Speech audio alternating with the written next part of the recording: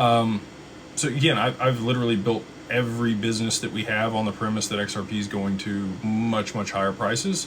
All the other family offices and wealth managers are focused on Bitcoin and ETH. I think it's going back to $20,000 per Bitcoin.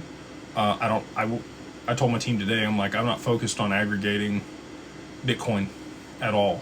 I think if we got AUM on that side, it would just get cut in like 1/5 in the very near future.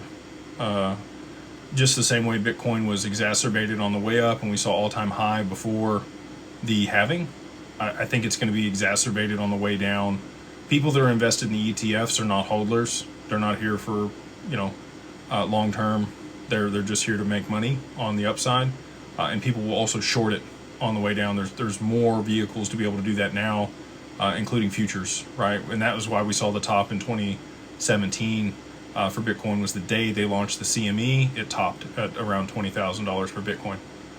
So again, I think that's where it's going to pull back to. Michael Saylor was actually on a podcast the other day, and he said if companies decided to adopt another network and it was not Bitcoin, the real value of Bitcoin is around $5,000 a Bitcoin per retail.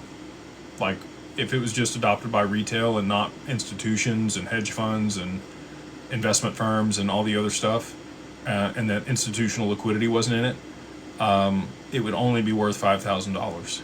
And I think he's right on that. Like, I think that's really the intrinsic value of Bitcoin. I think a lot of it's just pumped up because of the narrative that it's digital gold and the limited supply and all the other stuff that's out there about it. Not that it's not good and not that it wasn't the first mover and all the other things, right? Like, I understand Bitcoin in much more detail. And that's how I can argue against it or for it. I could argue for Bitcoin if I wanted to. I just think the opportunity on XRP is significantly greater.